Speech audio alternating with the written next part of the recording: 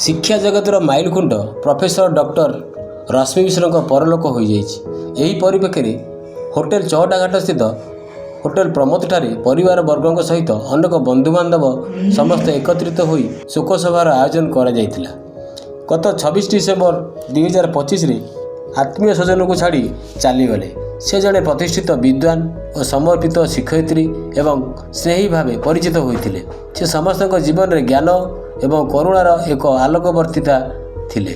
28 August 1951 जन्मग्रहण करिथिबा रश्मि शिक्षा एवं अन्य मानक सशक्तिकरण पाई तांको जीवन को उत्सर्ग करथिले।